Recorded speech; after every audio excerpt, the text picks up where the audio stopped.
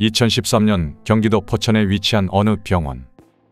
43세 남성 이 씨가 급성 폐렴 증세로 입원하게 된다. 몇 달 동안이나 시름시름 앓던 그는 상태가 점점 나빠졌고 끝내 사망에 이르게 된다. 그의 사망은 폐렴으로 진단되었으나 이 씨를 잘 알던 주변 사람들은 이 사실을 믿기 어려웠다.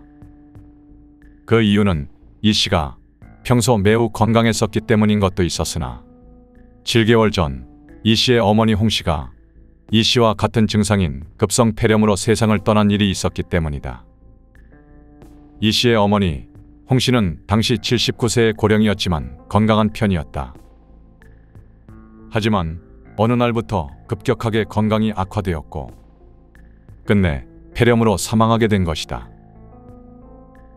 당시 홍 씨의 연로한 나이로 인해 이는 노환으로 인한 자연사로 처리되었다.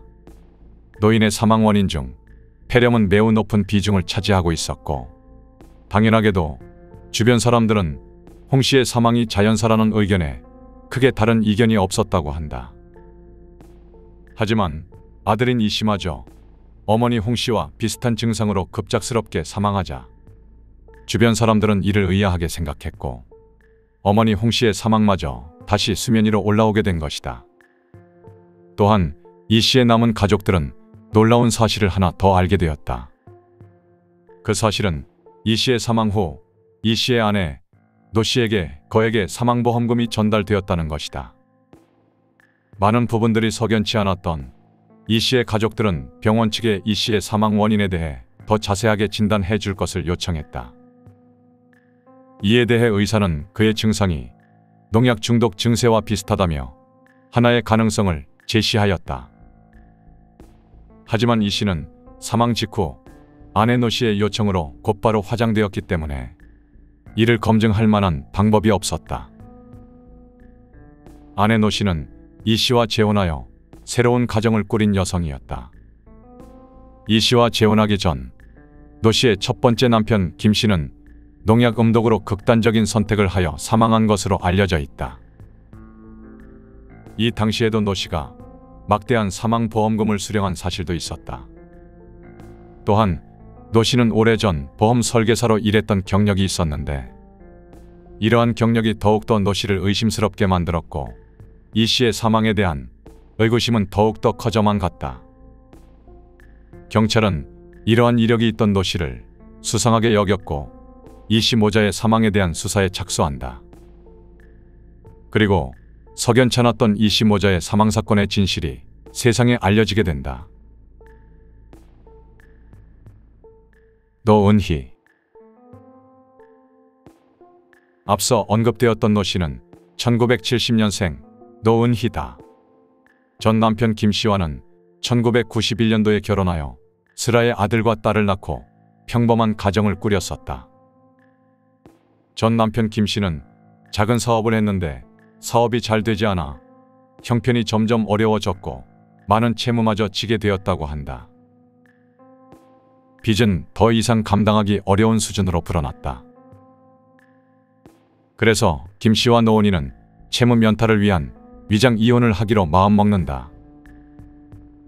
위장 이혼 후 채무가 많았던 김 씨의 재산을 노은희의 명의로 이전하고 이후 남은 김 씨의 재산을 반씩 나누기로 하였으나 돈이 생기자 생각이 바뀐 노은희는 모든 재산을 가로챘다고 전해진다. 이에 남편 김 씨의 삶은 점점 더 어려워졌고 극심한 생활고에 시달리게 되었다고 전해진다. 결국 생활고를 이겨내지 못하고 2011년 김 씨는 농약을 마시고 극단적인 선택을 하게 된다. 하지만 스스로 극단적인 선택을 한 것이 아니었다. 이러한 남편의 상황을 이용하여 노은희가 남편의 집에 있던 음료수에 농약을 넣어 살해하였으나 남편 김 씨의 경제적인 상황 때문에 극단적인 선택으로 위장된 것이다. 경찰은 이 사건을 조사하며 김 씨의 어머니의 증언을 듣게 되었다. 그의 어머니는 노은희가 아들을 배신하여 아들이 극단적 선택을 하게 된 것이라고 하였다. 많은 채무를 지고 있었던 김 씨의 사망은 생활고에 의한 극단적인 선택으로 보여졌고 누구도 이를 이상하게 여기지 않았다고 한다. 김 씨가 사망한 후 그에 대한 사망보험금이 지급되었는데 이를 노은이가 수령하게 되었다고 김 씨의 어머니는 증언하였다. 당시 서류상 둘은 이혼한 상태로 남남이었다. 원래 보험금은 김 씨의 자녀들에게 지급될 예정이었다고 한다. 하지만 이 자녀들은 당연히 노은이의 자녀이기도 했다. 노은이는 자녀들의 친권을 주장하여 보험금을 대리 수령할 수 있었다. 결국 노은이는 보험금 약 4억 5천만 원과 부동산 등을 포함하여 약 10억 원을 상속받게 되었다고 한다. 여기까지는 알려진 사실대로였다. 하지만 김 씨의 어머니는 한 가지 특이한 기억에 대해 이야기하였다. 아들 장례식이 끝난 후 아들 집 냉장고에 있던 음료를 마셨는데 음료는 초록색 빛이 났으며 음료에서 나기 힘든 쓴맛이 났다고 했다. 김 씨의 어머니는 이를 삼키지 못하고 모두 뱉어냈었던 기억이 있었다고 이야기했다. 시간은 흘러 김 씨의 사망 7개월 후 노은이는 주변 지인을 통해 소개받은 두 번째 남편 이 씨와 재혼하게 된다. 그렇게 2012년 11월 말부터 이 씨의 노모 홍 씨를 모시고 셋이 한 집에 동거하게 되었다고 전해진다. 하지만 앞서 말했던 것처럼 건강했던 홍 씨는 노은이와 동거를 시작한 지 약 한 달 후 폐렴 증세로 사망하였고 두 번째 남편 이 씨마저 7개월 후 같은 증상으로 사망하게 된 것이다. 이 씨의 사망으로 노은이는 사망보험금 약 5억 3천만 원을 수령하게 된다. 경찰은 노은이가 매우 수상했지만 결정적인 증거가 없었다. 경찰은 먼저 이 씨와 어머니 홍 씨의 병원 기록을 확보하였다. 이를 토대로 국내에서 독극물 치료를 전문으로 연구하는 순천향대 홍세용 교수를 찾아갔다고 한다. 홍세용 교수는 병원 기록을 검토하였고 CT 기록에서 기질성 폐렴 증상을 확인한다. 독극물 전문가인 홍세용 교수는 이들의 폐렴 형태가 파라쿼트 성분에 의한 폐렴과 동일한 것 같다는 의견을 냈다.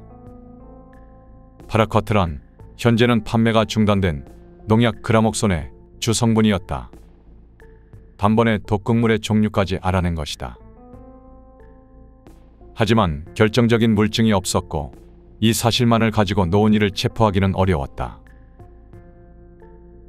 새로운 피해자. 2015년 1월 경찰은 보험사로부터 한 통의 제보 전화를 받게 된다. 전화를 걸어온 보험조사관은 노은이의 친딸이 폐렴으로 병원에 입원해 있다는 사실을 알리며 그로 인해 노은이가 700만 원의 보험금을 수령해 간 사실을 이야기하였다. 경찰은 매우 놀랄 수밖에 없었다. 정황상 노은이가 자신의 딸을 범행 대상으로 삼았다고 판단할 수밖에 없었던 것이다. 경찰은 곧바로 병원으로 찾아가 병원에 입원해 있는 딸의 소변을 채취하였다. 노은이의 딸의 소변에서는 파라쿼트, 즉 그라목손 성분이 검출되었다. 노은이를 체포하지 못하면 그 딸의 목숨 또한 장담할 수 없는 상황이 된 것이다. 경찰은 증거가 필요했다. 그러던 중 현재 사망한 피해자들 중 유일하게 화장하지 않은 이 씨의 어머니 홍 씨를 생각해내었다. 파라쿼트에 중독된 상태라면 내부 장기 혹은 뼈에서 분명 독성 물질이 검출될 가능성이 있었기 때문이다. 경찰은 홍 씨의 유가족을 설득하였고 유가족의 동의로 인해 부검이 결정되었다. 그렇게 홍 씨의 시신을 찾아 부검을 할 수 있었다. 사망 후 약 2년이 흘렀지만 불행인지 다행인지 홍 씨의 시신은 제법 온전한 형태가 남아 있었고 부검 결과 홍 씨의 시신에서 파라쿼트 성분이 발견되었다. 이 같은 증거로 경찰은 노은이를 체포할 수 있었다. 끔찍한 계획. 2015년 3월 3일 노은이는 존속살인, 살인미수, 상해, 보험 사기 혐의로 체포되었고 곧바로 범행일체를 자백하였다. 경찰 조사에서 밝혀진 노은희의 범행 방식은 쌀가루에 그라목손을 섞고 이를 건조하여 냄새를 날린 후 음식을 만들 때 소량씩 투입하였고, 그 음식을 먹는 피해자들을 천천히 중독시켜 사망하게 만드는 방식이었다. 노은희의 집안에서 범행에 이용했던 그라목손을 머금은 쌀가루가 곳곳에서 발견되었다. 그라목손은 2012년 이후 판매가 중단되었다. 이를 노은희가 어떻게 가지고 있을 수 있었는지도 조사하였다. 첫 번째 남편 김 씨는 오리농장을 하며 농사를 지었다고 한다. 당시 농사를 위한 목적으로 그라목손을 가지고 있었고, 이를 알고 있었던 노은희는 그것을 사용하여 범행을 저질렀던 것이다. 이미 범행은 멈출 수 없는 지경에 이르렀고 딸마저 그라목손을 먹여 중독시키고 있었던 것이다. 심지어 군대에 가 있는 아들마저 범행 대상으로 여기고 수많은 생명보험에 가입한 정황까지 드러났다. 딸 다음은 아마 아들 차례였던 것으로 보여진다. 노은희의 딸은 이러한 사실을 전달받고 매우 놀랐다고 한다. 이유는 평소 노은희가 SNS 활동을 하며 자신의 딸에 대해 걱정하는 듯한 글을 올리며 애정을 과시하곤 했기 때문이다. 놀란 딸은 어머니 노은희를 찾아가 왜 그랬냐고 따져 물었지만 노은희는 거기에 미안하다고 하며 죽일 의도까지는 없었다고 변명했다고 한다. 그 딸은 노은희를 용서하지 않겠다고 말한 것으로 전해진다. 처벌. 노은희는 가족을 살해하여 얻게 된 재산을 자신의 과소비에 사용했다고 한다. 수천만 원대 자전거를 구매하여 자전거 동호회 활동을 하고 금괴를 사 모으기도 했으며, 외제차를 사고 겨울철에는 스키장에 살다시피 하여 스키장 죽순이라고 불렸다고 전해진다. 노은희에게 검찰은 사형을 구형했으나 법원은 무기징역을 선고하였다. 이후 2심에서도 원심이 그대로 유지되었으며 노은희는 청주여자교도소에 수감되었다. 무기징역수는 25년이 지나면 가석방 심사 대상자가 된다. 제발 나오지 않고 단명하여 그곳에서 불편하게 잠들기를 기도한다.